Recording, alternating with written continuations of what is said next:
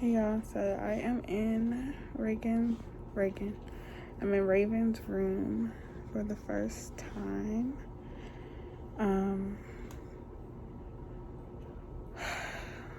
She just got one of her test results back.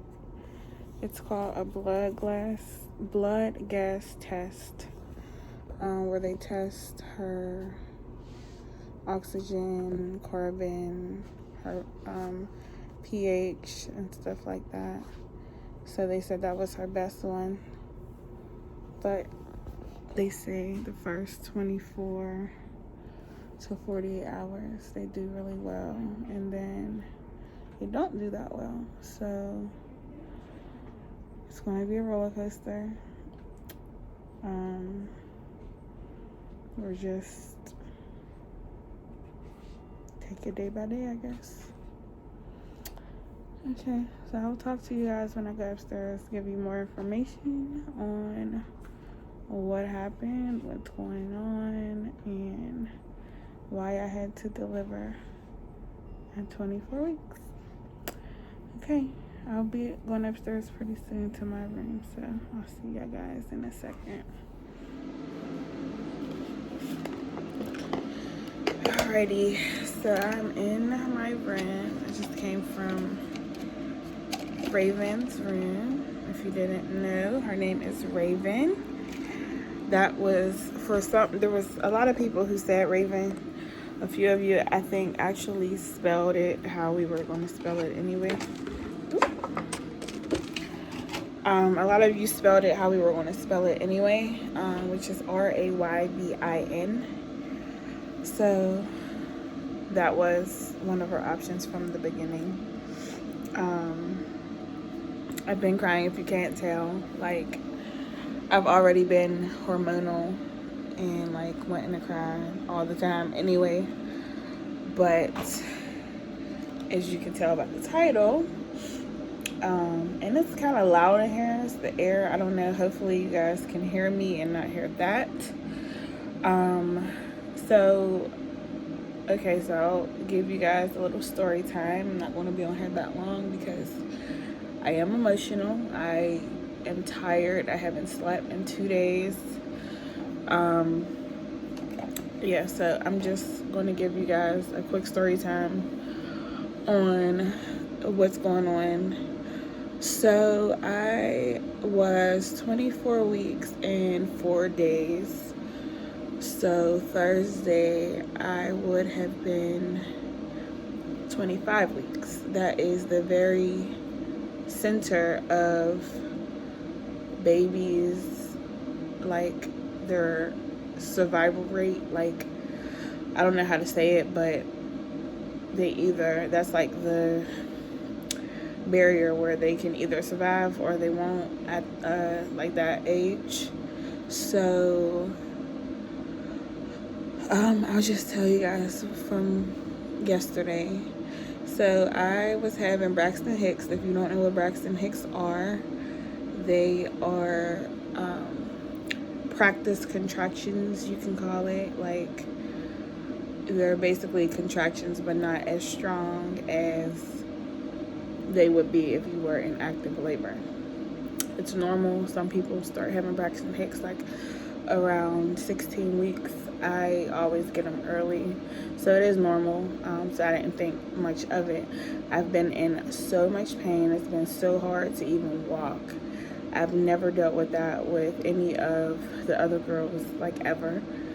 I always was sore with them, but this was different. My whole pelvic area, it just hurt to walk. So yesterday, which was March 22nd, Monday, what's today? Yes, Monday, March 22nd, I was having Braxton Hicks all day, but I was like doing stuff. I had to run to the mall, run to the hair store, and go home. Like, I wasn't out like that, but I was literally out probably for like 10 minutes, but I was on my feet, like, doing stuff at home all day, cooking dinner and stuff like that. So I finally laid down, Me, Ray, and Reagan were in the room just laying down. It was probably about 9, a little after 9 o'clock, maybe between 9:30 and 10. I'm gonna say probably around 9:30 last night. And ladies, this is TMI for the guys if guys are watching, but ladies, you know, like when you're on your period and you go to stand up, you feel like a gush of blood come out, like if you have a pad on or whatever. So I felt that, but I was laying down. So I thought I peed on myself, but it was like weird because it didn't feel like I peed. It just was a gush. So I put my hand down. There was all this blood on my hand. And I instantly just kept saying, oh my God, oh my God. So I hurried up and went in the bathroom, and I had shorts on, and my shorts were completely covered in blood. So I wasn't like cramping worse or anything, but I was still having the Braxton Hicks. And he brought me to the hospital. Well, he was about to take me to the hospital. I instantly called the doctor on call, excuse me. And they said that I did everything perfectly. If I wouldn't have done everything to the T the way I did it, she or I would not be here today. I think that's why I'm so emotional, because it's like so surreal to me. Like, I had 4 healthy pregnancies. Like, yeah, you might have a hiccup or a bump in the road, but like, sorry.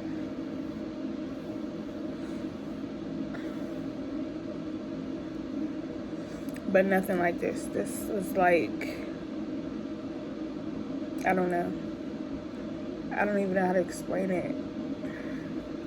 And then seeing her is like, told you I just keep freaking crying. Trying to get through this without crying, but it's like hard. So they were waiting for me when I got to the emergency room. We didn't have a babysitter. Like, my parents and my sister, like, they couldn't get the girls. His mom was at work. Well, we had like a few people that could have got them, but he was like trying to get to me as soon as possible. Whether the girls could go back or not. Like, everything just happened so fast. So I literally went through this by myself, like legit by myself. So, okay, so we get to the room. The doctor checked me. I was not dilated. Now, they were trying to put me on the monitor to hear her heartbeat, which they were getting it, but she wasn't like staying on the monitor, so it was like kind of hard. So they wanted me to turn to my left side because she was like on my right side. So as soon as I went to turn, all this blood came out again. And at this point, it's a bigger gush. They said it was like 4 Dixie cups. You know, the red Dixie cups? They said it was probably about 4 of those that came out. And then at that point, it was just, at that point, it was just trickling out. So it's just coming out at this point. So that was literally probably like 4 or 5 minutes later. So the doctor was already in the hallway. So I could see it in the nurses' faces. They knew something was wrong. So she called the doctors back in. She called the doctor in, and she checked my cervix again. At this point, literally 4 minutes later, I was 3 centimeters. So I'm active in labor at this point. So it was so many people that came in the room. Had to get an emergency C-section. I've never gotten a C-section before. And if you know me, for real, I never wanted a C-section. I prefer vaginal. Y'all crazy saying that C-sections is better. Like, no. I'll be up and moving like nothing ever happened. And as soon as the anesthesia wears off. But this is so different. Okay, so they're pushing all these meds, giving me all these medicines. Gave me 2 IVs so fast. They gave me magnesium, a bolus of magnesium. So a bolus is like when they push it real quick. So they gave me a bolus of magnesium. The nurse said, Lachey, you're going to get really hot. Listen, that you're going to get really hot meant I didn't know she meant I was going to get hot like that. Now, they pushed it so fast. They gave me steroids for her lungs. Like, they're just doing all this stuff. And like, at this point, the bolus kicked in, the magnesium kicked in, and I just got so freaking hot. I started feeling it in my throat, and I'm like, okay, what's this?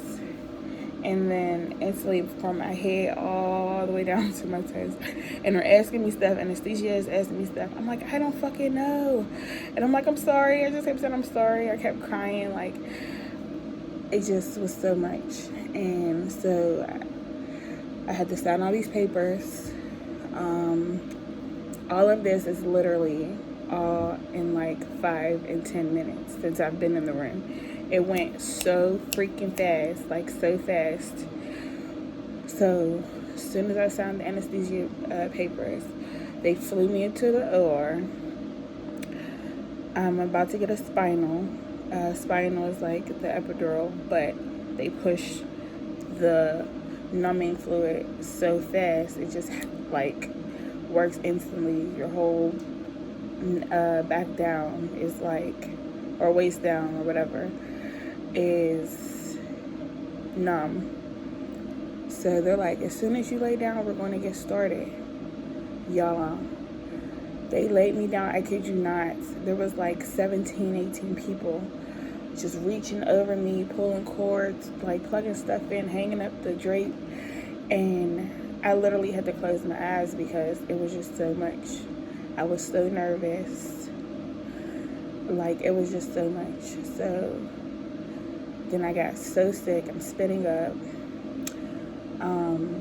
And the whole time I just felt tugging. Like, you're numb, but that pressure is so crazy. I felt like my whole stomach was just, like, basically it was just, you could hang my stomach over my freaking back because it just felt like it was just open at that point. So I got so sick, spitting up. You ever spit up laying on your back? Not fun. I couldn't breathe. I thought I was about to die. My blood pressure, my diastolic number was 30. It was like 30, 33, 38.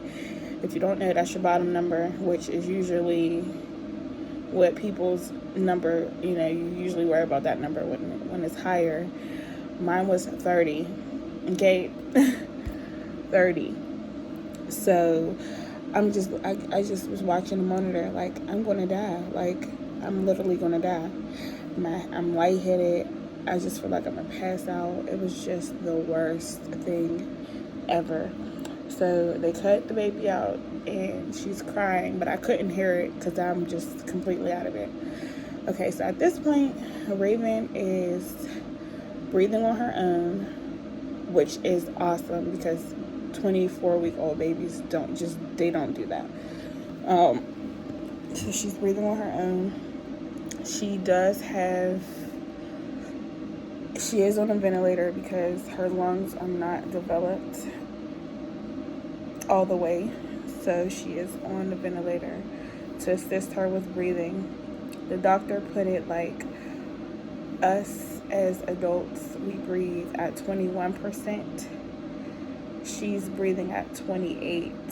Like, they're assisting her at 28.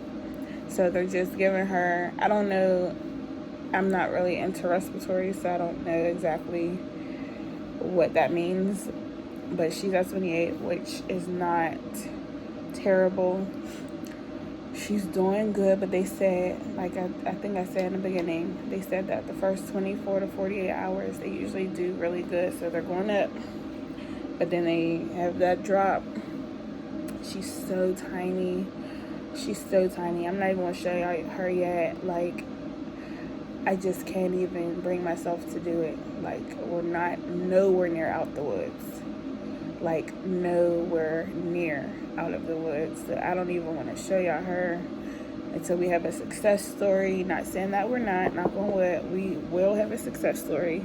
She's strong. Her heart rate's strong. Her vitals are, her vitals are good. But I cannot help but cry when I look at her. Like,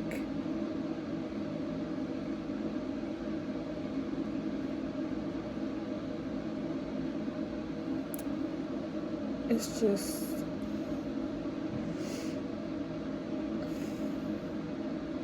it's hard. And then it's like, we don't really have, like, because Reagan's situation, everybody, like, we're not comfortable with everybody watching Reagan right now. Because even though she doesn't have, like, her little choking spells or anything like that, most of the time she has them periodically, which we know how to deal with it, but, other family members don't. So being as though that there's a situation where my parents can't keep her right now, which we'll probably talk about later, which is crazy at the moment too. Nothing, no drama or nothing like that, but we'll talk about that later. Being as though they can't keep her, my sister can't keep her, it's like so hard because, sorry y'all, so being as though like they can't keep her right now, it's like so hard because I'm literally going through this by myself. Like, all the pregnancies, all the appointments up until, like a couple months into Reagan, he was at every appointment, like, with the girls. So it's like the appointments, the births, the everything, doctor's appointments afterwards, like, he's always here. Like, it's just hard dealing with it by myself. But hopefully, I think my mother-in-law is going to get the girls tomorrow. That way he can come.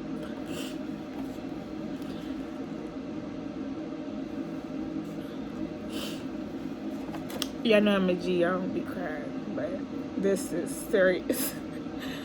This is serious, y'all. For real. I'm like, y'all know I don't play about my kids. Like, so this is like very hard for me. But, Jesus Christ, I need to stop crying. She needed me to be strong for her.